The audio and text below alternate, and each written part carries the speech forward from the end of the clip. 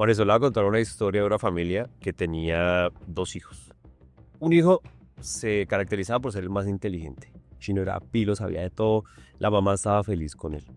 El otro, más bien, no le entraba muy las matemáticas, las ciencias, eso como que no le daba mucho. Pero el papá siempre había visualizado algo en él. Entonces iban al colegio y el inteligente pues sacaba las mejores notas, estaba la mamá feliz porque siempre quería que sacara las notas, pero el otro más bien era más artista y le gustaba mucho como la música, cantar. Entonces el papá lo quería sacar al mundo y dijo, yo no puedo hacer que mi hijo pues aprenda de todo como los otros niños. Él tiene un talento especial y yo no voy a relegarlo simplemente porque no sea bueno en matemáticas o en otras materias. Y le regaló una guitarra. Y le dijo, cada vez que alguien te diga algo que de pronto no te gusta, enciérrate y canta para ti. Y así fue como él cogía su guitarra y cada vez que se veía comparado con su hermano, que siempre sacaba buenas calificaciones, él iba y cantaba y cantaba y cantaba. El niño, efectivamente, el hermano mayor, vamos a llamarle Pedrito y Pablito, el de la guitarra, Pedrito, seguía sacando muy buenas calificaciones. Le iba muy bien en el colegio, la mamá orgullosa, lucía los diplomas. Un buen día, pues, el papá murió. El papá de los dos, de Pedrito y de Pablo, muere. Y pues Pablo entra en una tristeza profunda porque su papá era el que lo apoyaba y lo entendía. Y decidió un día, en una fiesta familiar, acordarse de su padre y empezó a tocar todas esas canciones que en silencio él componía y tocaba con su guitarra. Y pues bueno, como era época de juventud, de universidad, las preguntas incómodas de la tía, sobre todo porque estamos en Colombia, de ¿qué quiere estudiar? Él decía música, él le decía, ¿pero eso sí da plata? La típica pregunta de Colombia. Obviamente el hermano quería ser ingeniero y todo el mundo lo apoyaba y lo aplaudía. Sin embargo, él siguió sus instintos, cogió su guitarra y dijo, voy a recordar a mi padre. Gracias a las redes sociales, ese día se encontraba justamente Laura en esa reunión y cogió su celular y la sacó en un video de Me Apunto. El chico cantaba espectacular. Se viralizó y el chico de ahí en adelante empezó a tener presencia en algo que él amaba, que era apasionado, que tenía talento. Fue disciplinado toda su vida, a pesar de que le decían que no era bueno necesariamente para todo. Terminó siendo un gran artista, le dio trabajo a su hermano el inteligente, que nunca pudo terminar un proyecto completo porque siempre creía que podía con todo. Y la mamá posteriormente se sintió muy orgullosa de él al ver que no necesariamente tiene que saber de todo, sino tener un gran talento para poder triunfar en la vida. Esa es la historia que le traje el día de hoy, pues un poco relacionada con música. ¿Cómo la ve? Un poco relacionado con ese cuento. Ah, sí, bueno, eso para Tengo un hermano que no fue ingeniero, pero estaba metido y es economista, gran economista de un gran banco colombiano. Y pues imagínate, todo ese tema me asimiló un poquito a algo de lo que me ha pasado en la vida también. Así que muy bonita historia. Bueno, ¿cómo es emprender en la música en Colombia? Pues es que ahí tú decías dos cosas importantes o tres, pero voy a empezar por una muy importante: la disciplina y el enfoque, porque a veces uno pierde mucho el norte y creo que a veces cae uno en la tentación de no terminar las cosas. Ahí hablabas del hermano que quizá no era tan exigente con su disciplina o que no fue tan constante con sus sueños y con sus metas, y es ahí donde la música tiene un gran enemigo, que es el indisciplinado. Entonces cuando dice la gente, no, es que va a ser músico, el mechudo, el marihuanero, lo que tiene siempre el músico por detrás, que le dicen es el vago de la familia. Pero cuando hay un músico disciplinado, regularmente, y no he conocido un músico disciplinado que le vaya mal. He conocido muchos músicos indisciplinados y de verdad vagabundos que les va pésimo, porque no son ordenados, porque no son disciplinados, porque no tratan la carrera como una verdadera empresa y porque finalmente esto es lo que somos, ¿no? O sea, la música no tiende solamente a ser el típico factor de la musa de inspiración y el hombre que siempre está cantando en las fiestas para amenizar un evento. Yo creo que la música trasciende cuando se da cuenta que es una empresa. Si eso está en el factor, no hay un porqué, a uno le tiene que ir mal. Yo creo que siempre hay un porqué, cómo hacer para que la gente y para que su industria y su meta y su emprendimiento le vaya bien. ¿Cómo? No, que le cerraron la puerta por un lado. No, pues vamos por el otro. Abramos caminos, inventémonos cosas. Y pues así mismo ha sido mi vida, un emprendimiento que comenzó siendo quizá un sueño imaginario, un pelado escribiendo en el salón, pero finalmente uno con los años se da cuenta que desde el primer sueldito uno empieza a construir cosas. La primera guitarra, mi primer micrófono, la primera grabación, todo eso se mueve a partir de plata, todo eso cuesta. Entonces cuando uno se da cuenta que todo eso cuesta, pues tiene uno que empezar a cobrar y a ser organizado.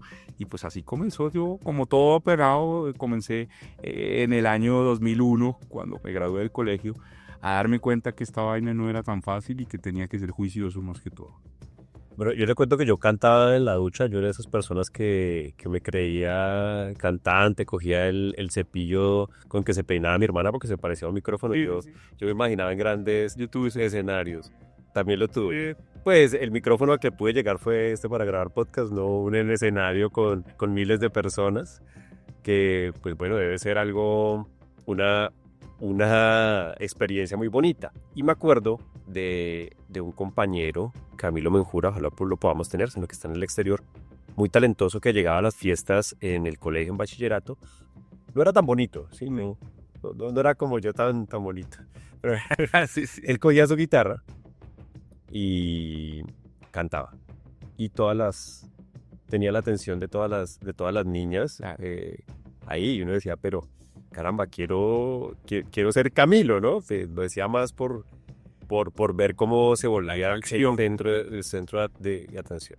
¿Le pasaba eso en el bachillerato? Sí, Sí, usted cogía todo el tiempo. Era mi alma, es decir, cuando uno no es bonito, la tiene que hacer, porque había gente que sí, que la tiene toda. Pues yo no es que me considero un tipo feo y creo que en el colegio me iba bien, pero tenía amigos que eran muy pintosos, pero en el momento de sacar la guitarra siempre ha sido el centro de atención, porque realmente no solamente cantar la canción que le gusta a la gente, es cautivar ese sentido y tener un carisma, ¿no? A la gente le dice carisma un poco y hay que aprovecharlos. Y lo aproveché muchísimo y yo todavía lo aprovecho, ¿no? O sea, en los conciertos todavía se siente el tema de la tarima, ¿no? Es un mal de tarima, le decimos nosotros, porque uno abajo de la tarima nadie lo ve, o sea, usted pasa por el frente del Transmilenio y usted va caminando y nadie, ni siquiera lo voltean a mirar, pero se sube a la tarima y la cosa cambia.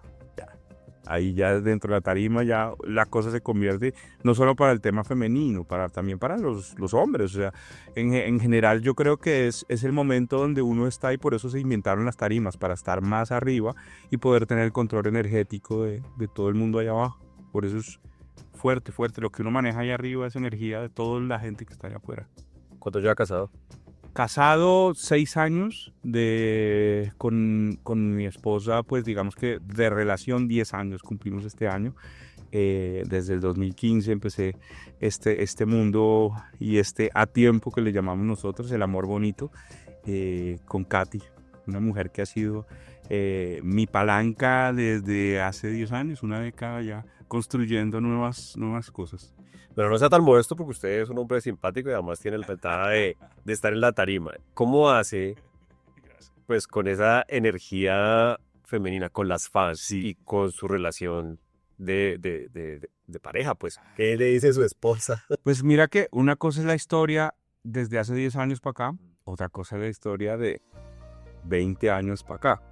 Entonces, cuando yo estaba comenzando y tenía 21 años y me paré en un escenario con Niña, cuando lanzamos Niña en el 2004, 2003, pues la situación era totalmente, y a la que estaba conmigo en ese momento no le tocó fácil. No le tocó fácil y seguramente yo era muy inmaduro también, ¿no? Pasamos por el tema de la inmadurez y uno como hombre, o por lo menos yo personalmente digo, mi inmadurez me llevó a ser quizá también una persona que estaba descubriendo ese tema de las relaciones, ese tema del poder no solamente del dinero, sino del poder estar con las mujeres que se le acercan a uno en los conciertos, a las fans, a las groupies, como le dicen. Entonces a Katy le tocó el momento perfecto porque yo ya había pasado por la inmadurez, ya había pasado por el cansancio de quizá una vida rumbera, ya había pasado por la parte fuerte. A los 30 años de mi vida decidí dejar de tomar trago, por ejemplo, y fueron 3 años seco, y en ese momento pues cambié muchas cosas en mi vida, dentro de las cuales estaba el tema de estar en una especie de celibato, que fue maravilloso para mí. Entonces eso de una u otra forma limpió y me preparó para encontrarme con la mujer que hoy en día comparto mi vida, y pues que ya salgo de los conciertos y me voy para el hotel, y al otro día madrugo, y a las 5 de la mañana ya estoy listo para volver a salir. Ya es otro tema, aunque todavía, y pues digamos que sí, nos tomamos unos vinos, unos tragos, pero ha cambiado. Yo creo que eso hace parte de la vida y de la madurez. O sea, no le busco otra explicación. Uno a los 20 años no es lo mismo hablar a los 20 años en una tarima que a los 43 que hoy día tengo. Entonces, pues, madurar es una forma. Entonces le ha tocado fácil, a Katy le ha tocado fácil, y ella sabe cómo soy yo. Soy sumamente cerrado y tengo mi energía cerrada y bloqueada ante las cosas como mundanas que me puedan pasar en el camino, porque pues algo que amo y adoro es mi casa y mi hogar. Entonces pues lo blindo muchísimo energéticamente para que no pase nada y para poder estar con mi familia siempre. ¿Hijos? 2. Uno que es hijo de Katy de sangre, pero pues a los 8 años, 9 años llegó a mi vida, y pues he sido casi que su padre hasta donde más he podido, y lo seguiré siendo, apoyándolo en su vida y en su crecimiento. Hoy en día ya está en la universidad. Y Emiliana, que nació bajo este matrimonio y nació en el 2021, ya tiene 4 años y medio, ya entró al colegio, una niña maravillosa. Los dos se adoran, se aman, esos 2 niños. Y bueno, es una familia, es un hogar, y un perrito divino que tenemos que llama Taco. Bueno, y a sección de perros siguen el ejemplo del papá de la música, el emprendimiento. No lo siguió. Por ejemplo, Jerónimo toca el piano. Él toca muy bien piano, tuvo clases, aprendió el piano. Emiliana le gusta la música, pero Jerónimo decidió hacer otra cosa, es ingeniero y está estudiando ingeniería industrial. Pero Emiliana yo la veo muy artística, yo sí la veo como con mucho arte, baila, es histriónica, todo el tiempo está con el tema de la música, canta, se sabe las canciones, pero yo creo que es muy muy temprano para darse cuenta que la niña puede tener como esa facultad de dedicarse a eso. Pero yo siento que la música tiene que estar en todos los hogares, tiene que estar presente en la vida de los niños, de los peladitos. Cuando hay música por medio, cuando hay un instrumento, el cerebro de verdad que aumenta muchísimas facultades que no van a tener los que no lo hacen, ¿no? Una persona que no oye música no tiene el mismo cerebro y la misma facilidad, y sobre todo la misma intuición, la misma sensibilidad que puede tener una persona cuando se le pone la música, cuando hay un instrumento en la casa libre. Entonces está el piano, y está la guitarra, está la percusión, el tambor. Es mejor tenerlos a no tenerlos. Entonces pues en mi casa siempre va a haber música, así no se dediquen a esto. La música y los niños son un excelente complemento. De hecho, le ayuda mucho a los niños a hablar, le ayuda mucho a los niños a aprender. Aprendiendo con música es mucho más fácil. Yo me acuerdo de canciones de mi infancia y de las enseñanzas. Me acuerdo mucho más que los profesores de primaria. Y tienes un proyecto justamente de música infantil. Hablemos de ese emprendimiento ya que tocamos el... Mira que esa vaina llegó porque, o sea, no fue como hoy tuve mi hija y voy a hacer un disco de niños. Yo creo que todo empezó principalmente cuando empecé a trabajar con el bienestar familiar y con la presidencia de la República hace muchos años. Hace muchos años empecé con el tema de desmovilización y trabajaba mucho de la mano con la educación y con los conciertos en el Caguán, y me metía por allá, y en el 2004 acompañaba a la presidencia para hacer visitas aquí, Cantar de Santander de Quilichao, Cartagena del Chairá, el Caguán, en todo lado donde ningún artista famoso quisiera ir. Donde nadie se metía, donde mi mamá sufría conmigo. O sea, me decía, ¿dónde estás? Y yo en un helicóptero, estoy aterrizando en Cartagena del Chairá, y me decía, ¿qué estás haciendo allá? Y es verdad que corrí mucho riesgo porque tampoco tenía familia, hijos. Y uno no piensa. Yo lo único que pensaba era en que la educación y los niños son los únicos que pueden salvar este peo en el que estamos. Sí, porque pues Colombia finalmente es un país sumamente lleno de narcotráfico, su problema principal es el narcotráfico, y eso no se va a acabar y nadie lo va a salvar. Eso es una mala noticia que les tengo. No, nadie lo va a salvar. Nadie. En el mundo no hay un superhéroe que pueda calmar eso. Pero si tenemos unas generaciones nuevas que puedan cambiar eso y cambiar las armas, cambiar la metodología, dedicarse a la música y tener esa opción, pues para mí era muy bonito poder ser parte, no solamente con una canción o un proyecto que tenía, que era Mauricio Palo de Agua, lanzando con una canción y estando número uno en la radio, sino poder hacer paralelamente algo social con los niños y la juventud. Entonces por ahí comencé, y en esas escuelitas y todo eso yo me contaba a esos niños y les cantaba. Entonces los niños felices después me mandaban fotos, mira el palo de agua que les llevaron, mira la guitarra. Entonces eso me fue tocando mucho el alma, y en un momento de mi vida me llaman y me dicen, oye, necesitamos la canción de 0 a Siempre para la presidencia, para poder ayudar a los niños de 0 a 5 años. Empiezo a hacerla con mi equipo y construimos la canción de 0 a Siempre, que duró 4 o 5 años siendo pues maravillosa en un video emocionante, y de ahí empecé a trabajar con cosas de CIPAS y con el bienestar familiar, y les hacía las canciones del bienestar en alguna época, y construir música, pero relacionada con los niños.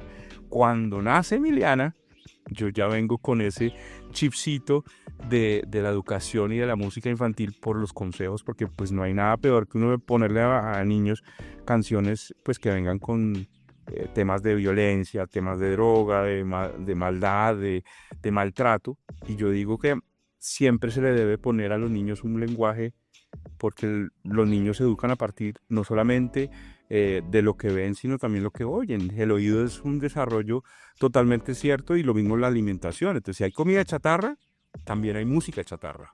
Claro. Entonces, por ahí comenzó todo, y para hacerles el cuento corto, hicimos el Palo de Agua Kids, que es un proyecto paralelo pues a Mauricio Palo de Agua, que va a tener unos lanzamientos.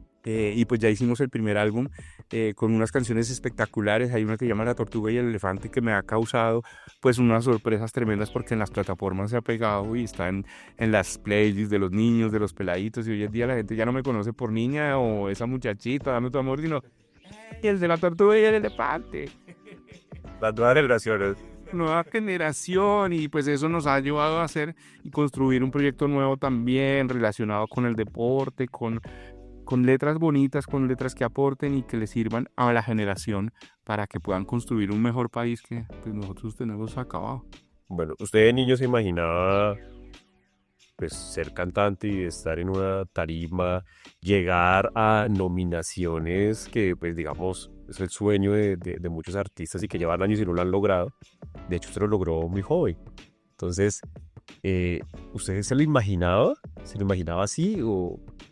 Y es que sí me lo imaginé muy grande, y todavía me lo imagino muy grande, porque no he logrado lo que yo quiero hacer en mi vida, no he llegado a esa meta, pero sí visualizaba y dibujaba las tarimas, dibujaba al Mauricio, dibujaba a mis estrellas favoritas, a los Beatles, dibujaba la tarima. Para mí era una fijación con las tarimas.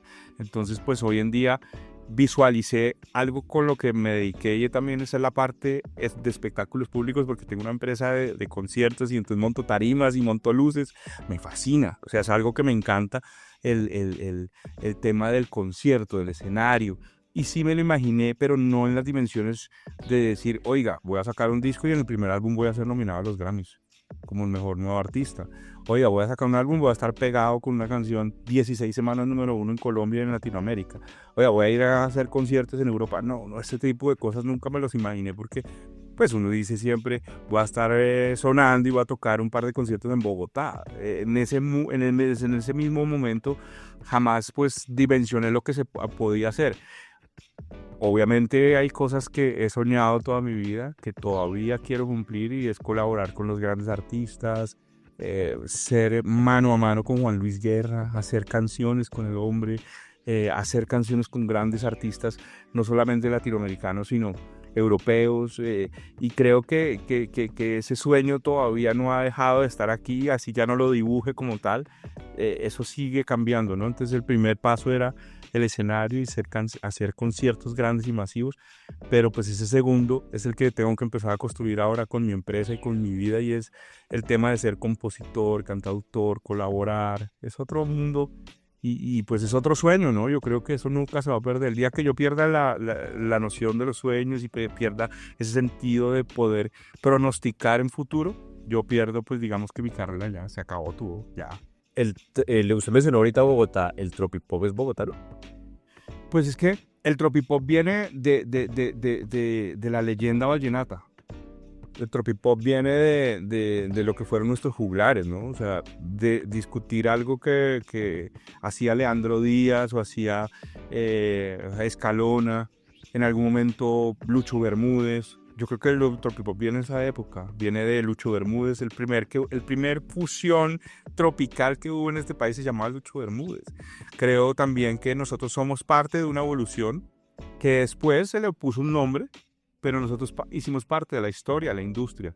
Entonces, creo que viene todo el vallenato, vienen muchos juglares, viene gente solamente de la costa, pero se dan cuenta que en Bogotá formaron algo muy grande, y es que los bogotanos oíamos música en nuestra tierra bogotana de todo el país. Oíamos salsa, merengue, vallenato. Aquí con lo que hicieron fue una mano de crossover que lo que se convirtió fue en el tropipop.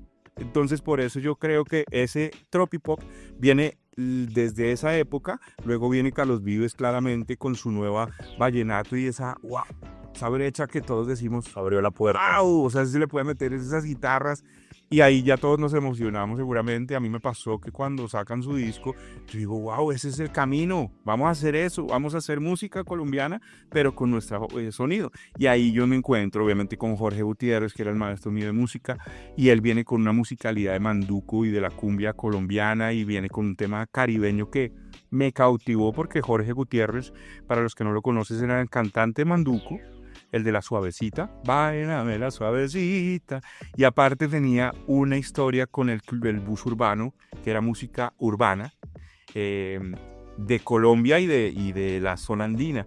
Entonces esa fusión metida con unas canciones con las que llegamos, pues hizo una conexión y un clic que era novedoso, porque no éramos vallenatos, sino éramos una especie de merengue, calipso, con suku, como una fusión tropical muy, muy, muy buena, que eso generó un nuevo despertar en la música. Luego empezaron a salir muchos artistas también, Bonca, Yerau, Lucas Arnau, salen todos los artistas, pues digamos, de la época, y se volvió una generación. Entonces el tropipop no es que sea bogotano, sino que yo creo que aquí se cultivó tanta música de todo lado que se convirtió en una generación tropipop, en una generación que quería hacer música tropical, pero con unos sonidos modernos. Esperamos que estés disfrutando de este episodio de Anécdotas de Emprendimiento, historias reales, lecciones valiosas para los negocios y la vida. Te contamos que este podcast es producido por meapunto.co. Si tú también quieres tu propio podcast, recuerda ver toda la información que te dejamos en la descripción de este episodio. Continuamos. Eso es. Mauricio, le cuento que nosotros estamos inaugurando hoy, porque siempre hacemos esto en diferido, pero hoy estamos en live, y Sí. pues abrimos un espacio para que personas que están viendo de pronto pues hagan sus preguntas también libremente. Entonces ahorita, pues Laura, cuando tengamos ¿tienes alguna pregunta? Sí, aquí ya hay Mándalas. preguntas. Dice Cristian Méndez, excelente contenido. Mauricio, ¿cómo fue la experiencia de ser nominada a los Latin Grammy siendo una banda de tropipop? Uy, muchas gracias. Es una buena pregunta. La experiencia fue maravillosa, única, sobre todo vivirlo como fanático, porque yo viví esa experiencia siendo fan de Charly García, encontrándome con Robbie Draco, con Maná, encontrándome con artistas que eran mis ídolos en un mundo maravilloso. Es recogida en Dimosina, me trataron en mi disquera, que era EMI Music en ese momento, como el artista que pues estaba pegado en su momento, y lo viví, lo disfruté, jamás se me va a olvidar. Es que lo más bonito de todo es que jamás se me va a olvidar. O sea, pasan los años y el recuerdo sigue siendo el mismo, porque muchas cosas en la memoria pues se van yendo, ¿no? Como que se van diluyendo en el cerebro, pero esas cosas como que lo impactan a uno, y sobre todo porque nos abrieron la puerta para hacer el primer concierto del Latin Grammy, pero en el After Party. Entonces hicimos concierto para todos esos artistas que te estoy diciendo, y era ver a Charly García ahí abajo con sus uñas, pintándose las uñas y viendo mi concierto y viéndome el paru paru, y decir, me quiero subir al escenario. Y yo le digo al stage, no lo subas porque acabo de comprar guitarra y de pronto se me la rompe.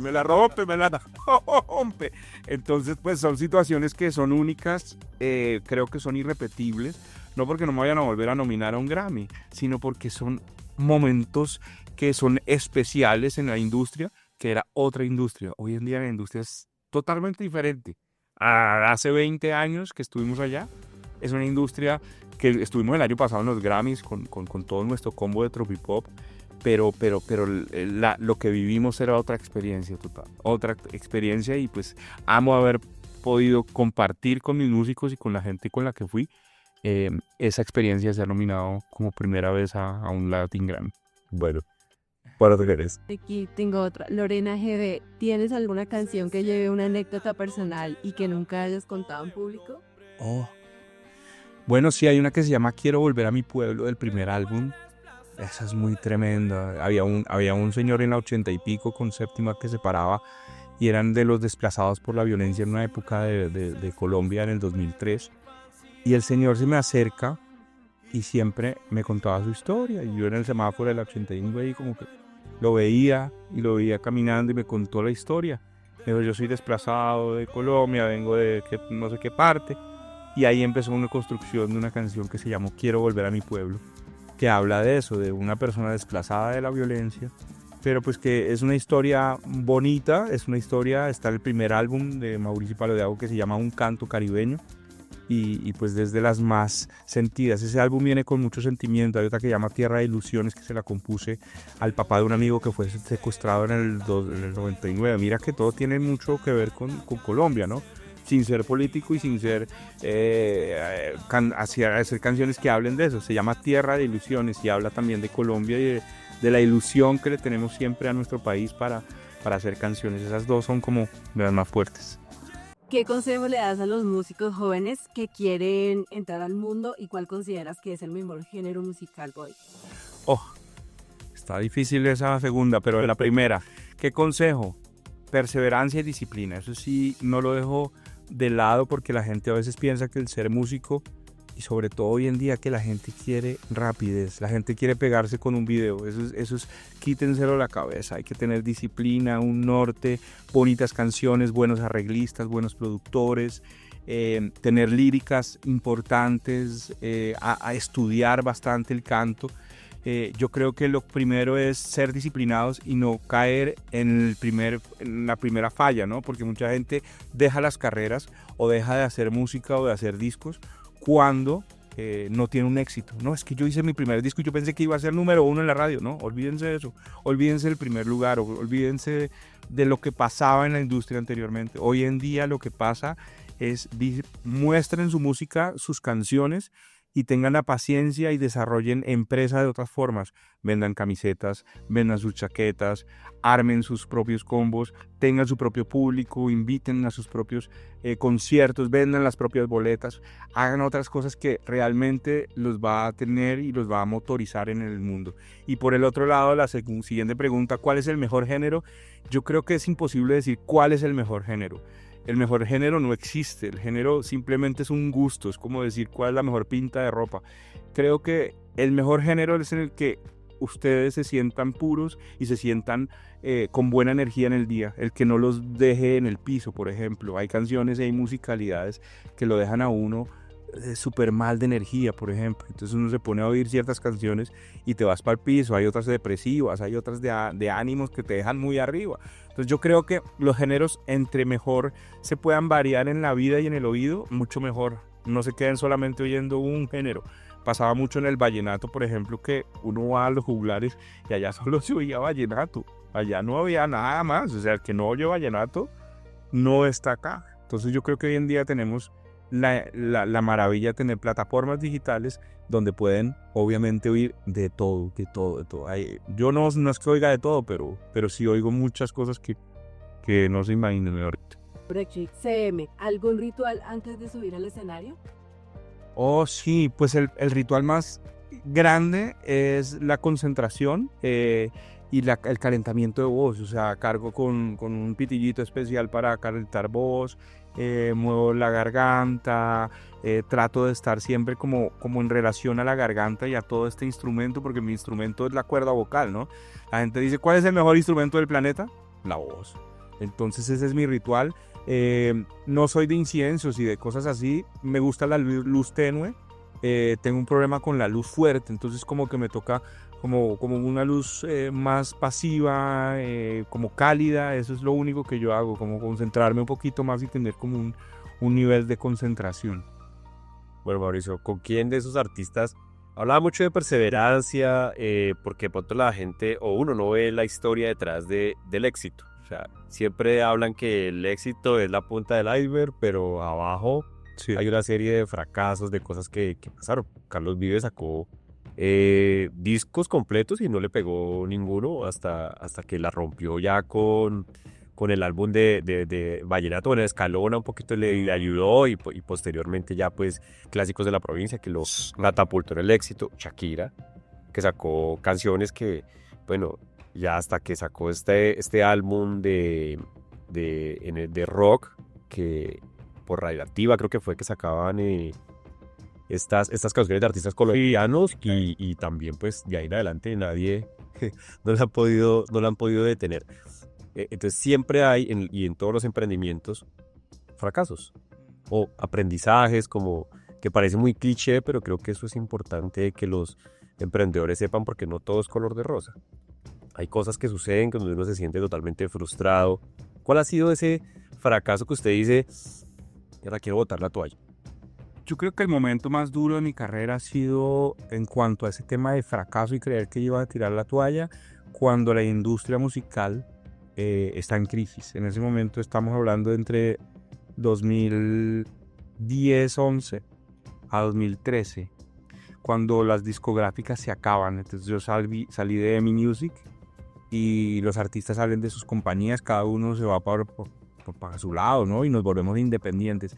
El volvernos independientes y pasar de una industria que era consentidora y pues nos decía, oye, quiero la chaqueta, no sé qué, quiero el carro, nada, quiero el transporte, quiero el viaje, quiero el hotel.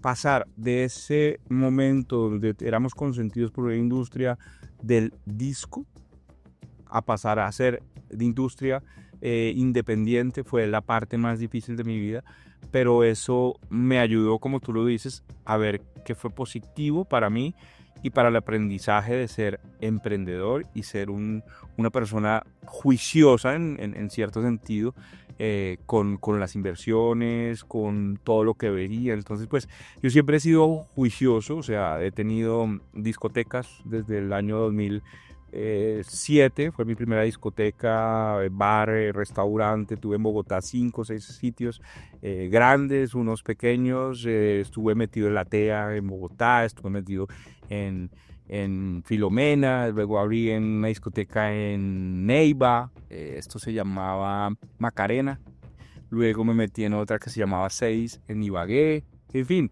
he estado metido también con el mundo del entretenimiento y de los conciertos, haciendo booking. Eso es como contratar a otros artistas para conciertos. Entonces, eso me ayudó, en ese momento de crisis de la industria, me ayudó a organizarme y a volverme empresario, y a volverme más juicioso con eso, y a decir, bueno, si yo no voy a hacer concierto en 3 meses, ¿cómo voy a solventar no solamente mi vida, sino la inversión en otro disco? Porque ahora me tocaba hacer disco. Entonces tú ves el disco de esa muchachita, ya es hecho por nosotros, o sea, con nuestra propia plata. El video ya no venía con EMI Music detrás. Luego, pues toda esta música que hemos hecho siempre ha sido inversión mía, y siempre ha sido, voy a hacer un video, voy a hacer una canción, voy a llevar una prensa, voy a hacer, todo es plataforma directamente de la música independiente. Entonces creo que esa fue la crisis más grande, pero a su vez de ser la más difícil de todas, ha hecho que mi vida tenga una tranquilidad, muchas veces, no siempre, o sea, a veces no estamos tan tranquilos. Pandemia fue tremendo. Claro. Entonces, pues obviamente es como desarrollar nuestra música, pero siempre reinvertirlos, ¿no? O sea, para mí no es inversión decir, bueno, voy a comprar 7 apartamentos, no, voy a hacer 3 discos, ¿sí? Y pues hoy en día uno sabe, ya la gente sabe cómo se mueve esto, la inversión es importantísima. Invierte en ti que seguramente vas a ver los frutos más adelante. Estamos en era digital. ¿Que Spotify es bueno o es malo para el artista? Yo creo la gente que lo escuchamos maravilloso porque está todo el mundo ahí. O sea, es polémico, es polémico. Yo creo que Spotify es el mejor elemento después de que teníamos solamente Napster y la gente estaba haciendo unos piratas en la calle y tenían las canciones gratis. En ese orden de ideas, hubiese sido peor. Hoy en día, por lo menos, hay monetización, hay norte y sobre todo hay unos escuchas globales. Entonces tú dices, bueno, hace unos años me tenían que oír en la plataforma, pero en el disco, ¿no? Entonces tenía que ir a comprar el disco, oírlo, y el señor compraba y daba sus 40,000 pesos del disco, y ahí nos llegaba a nosotros una plata, unas regalías. Hoy en día, lo que favorece es que hay mucho más opciones de tú llegarle a gente que jamás lo hubieras pensado llegar. Entonces, por ese orden de ideas, yo pienso que sí es bueno. ¿Qué va a pasar? Que tienen que tienen que adecuar el mercado para que el artista reciba una monetización mayor a la que recibe Spotify. Porque pues acá los que ganan siempre son o Spotify o Deezer, o sea, no me quiero encasillar en Spotify, pero son ellos los que perciben las regalías verdaderas que necesitamos que nos lleguen mucho más al bolsillo de los artistas y compositores. Pero eso es un tema que con el tiempo seguramente se van a adecuar, espero. Que sirvan, sí sirven, y gracias a eso es que hoy en día hay 100 y pico mil lanzamientos a la semana, o sea, son como 200,000 lanzamientos al día de Spotify, o lanzamientos, es un montón. O sea, hay mucha música saliendo y lanzándose que se vuelve un poquito en contradicción cuando tú tienes que competir en un mercado que tu canción va a estar ahí. Si tú no haces algo porque la canción la oigas tú, la oiga el hombre en TikTok, la oiga el otro en Instagram, quizá no va a pasar nada con la canción y no vas a monetizar un peso. Pues la industria de la música ha cambiado, ya prácticamente las plataformas o la misma música se volvió más como el mercadeo y hay que innovar entonces en los productos alrededor de la música. El que quiera ser empresario o emprender en ese tema de la música, escuche este consejo, digo que valiosísimo. Yo no me lo imaginaba así. Ahora, escuchándolo, como que uno ve las oportunidades. Entonces, hay que innovar alrededor de lo que es, porque ya no es como antes, que le llega la regalía directa por la venta del disco. Eso creo que es importante. Pero hay una cosa que sigue existiendo y es la monetización de otras regalías que la gente no sabe. Hay regalías por derechos conexos. Derechos, por ejemplo, de internet, de sonar en DirecTV o sonar en alguna plataforma de Netflix, ¿sí? O por web. En Estados Unidos existe Sound of Change, que es súper importante. Existen las regalías por sonar en la radio o por las regalías que te da Asimpro o Saico en Colombia por la música en vivo o por cantar o porque sonaste en las discotecas, porque las discotecas y los sitios tienen que pagar una anualidad de música, y pues todo esto protege un poquito y ayuda un poquito a que la gente monetice por otro lado. Entonces uno se da cuenta que no solamente monetizar en Spotify o en estos lugares, sino que también si eres organizado vas a poder monetizar aproximadamente 6 o 7 diferentes que van a hacer que tu canción esté blindada y protegida y puedas monetizar como es. La mayoría de gente no tiene ninguna. La mayoría de gente lanza una canción y bueno, vamos a ver si nos contratan a tocar. No, hay que registrarla, hay que estar registrando en el Derecho Nacional de Autor, hay que después mandarla a BMI o a ASCAP donde estén registrados, a las agregadoras y a las publicadoras que son las editoras. está Universal Publishing. Todo esto es un mundo que cuando un artista o un cantante o un compositor comience, no solamente se preocupe por grabar bien, hay que preocuparse por organizar la casa. Cada vez que hay un lanzamiento hay que organizarse y registrar absolutamente todo. Si uno es organizado, logra tener una monetización adecuada y por lo menos puede volver a invertir en su disco. O sea, por lo menos. Yo sé que la gente o en el público piensan de hecho que su apellido es Palo de Agua, ¿cierto? Total. ¿Quién es Mauricio Rodríguez? Bueno, es que es muy difícil separarlos y desligarlos, porque es que yo no he hecho otra cosa que ser el mismo Mauricio Rodríguez siendo Mauricio Palo de Agua. O sea, jamás he tenido un doble o una cara, una doble cara, ¿no? Siempre he sido el mismo. Entonces la gente ha conocido al mismo Mauricio Rodríguez que se comporta de la misma manera en la calle, haciendo mercado. Soy sumamente juicioso en la casa, sumamente normal. Tengo mis hijos, hago mercado, viajo, me encargo de que las cosas fluyan y estén súper bien. Soy sumamente chocho. Con los años me he vuelto muy chocho. Mi esposa me dice, pero es que eres tan chocho. Sí, soy cositero, me gusta que las cosas funcionen, me gusta arreglar las cosas en la casa, técnico, o sea, me encantan los micrófonos, súper electrónico, me encanta la tecnología. Soy sumamente espiritual, aunque no soy religioso. Respeto a mi mamá con sus cadenas y lo que me puede llenar de espiritualidad y de religiosidad, pero yo soy sumamente abierto y libre, soy libre pensador, no soy nada religioso como tal. ¿Cómo me describo? Creo en Dios, pero no creo en religiones, creo en Jesús, pero no me creo todo el cuento. Creo en la Virgen. Hay muchas cosas ahí que se contradicen, pero Es como tropipop. sí, es una mezcla rarísima y a veces yo ni siquiera me entiendo. Pero lo que sí te puedo decir es que soy sumamente franco. O sea, no me muestro como artista y después la gente dice, uy, no, ese man no era así en televisión, yo lo veía diferente, se encuentran conmigo y soy el mismo. Soy sumamente furioso en la calle cuando me cierran y cuando no respetan las reglas. O sea, soy de los que dice, ven acá moto, pero ¿por qué tiene que ir por el centro y cruzarse? ¿Por qué se tiene que ir en contravía? Porque no es una fila. Súper ciudadano. Yo filmo, por ejemplo, los carros que no cumplen con el humo y entonces los camiones van sacando humareas y no van a sus revisiones tecnomecánicas. Me frustra. O sea, sería verdaderamente el alcalde de Bogotá más feliz del mundo. Ya sería alcalde de esta ciudad.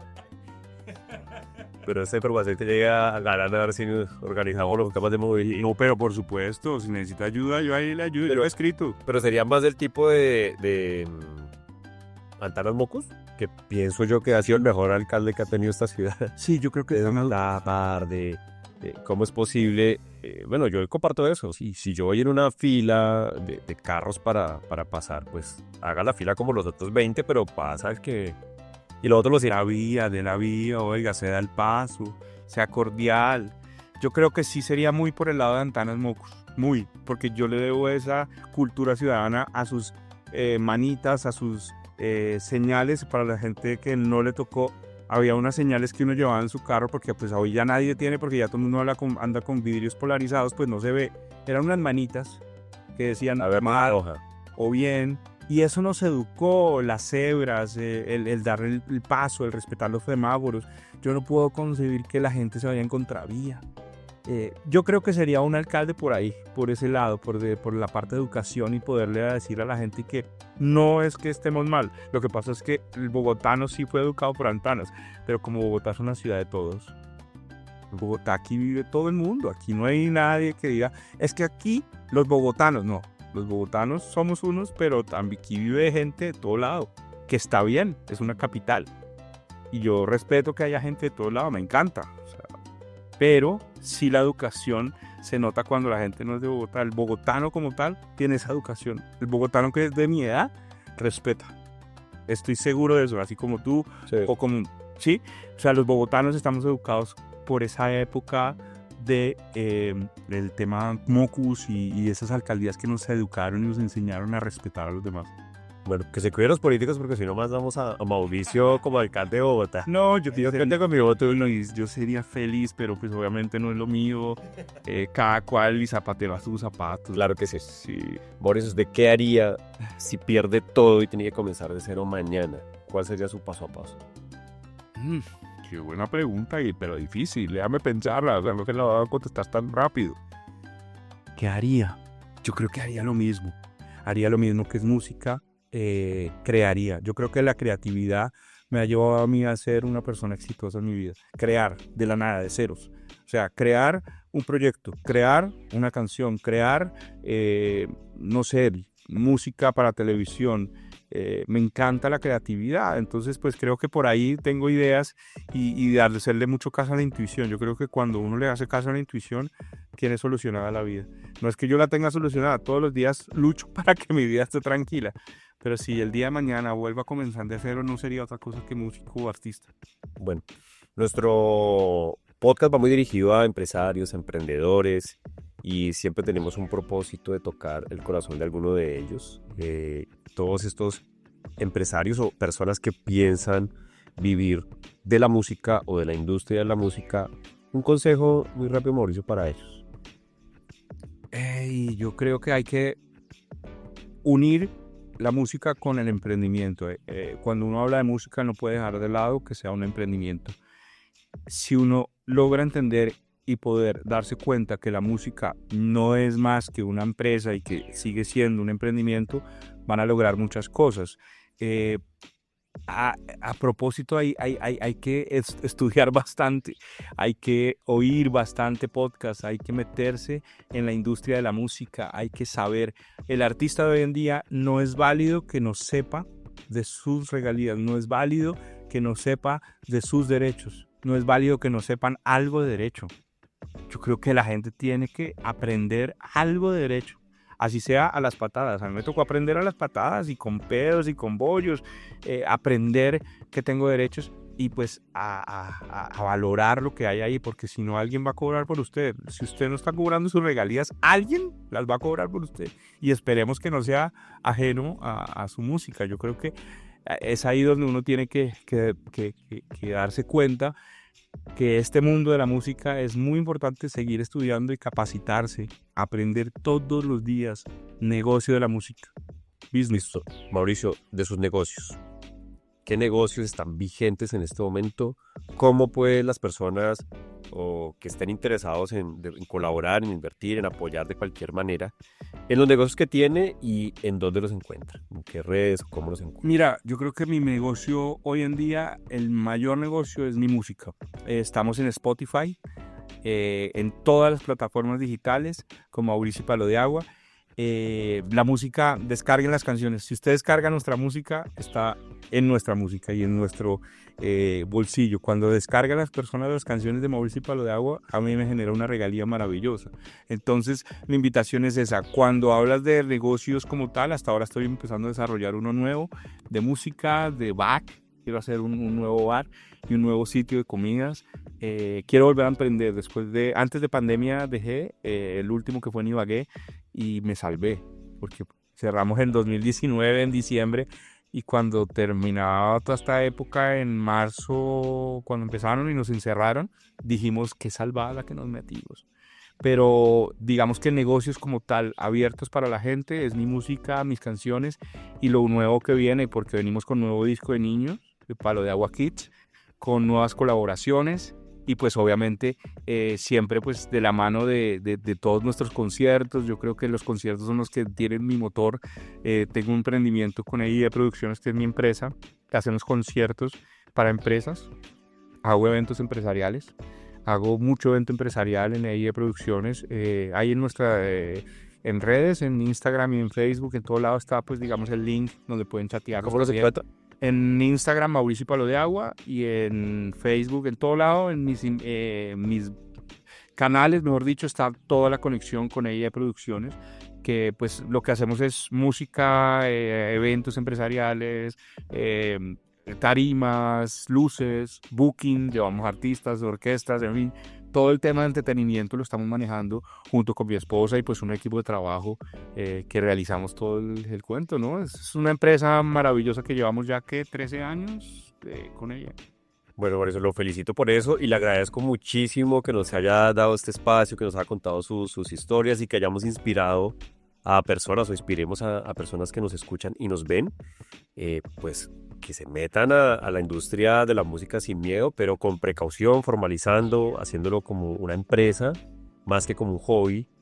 Y sinceramente, pues estamos muy agradecidos por el espacio que nos brindó a toda la comunidad. Muchas gracias, Edwin. De verdad que yo feliz de poder estar acá. Espero volver en algún momento de mi vida.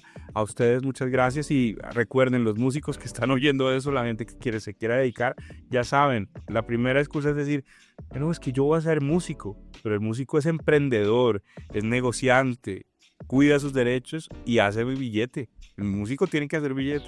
Muchas gracias. Listo, vale, Boris. Chao, chao. ¿Disfrutaste de este episodio tanto como nosotros? Ojalá el contenido te inspire y sea una guía valiosa en tu camino como emprendedor. Nos encantaría que nos acompañes en nuestras redes sociales y que nos escuches en las principales plataformas de streaming para que descubras más episodios. Te esperamos.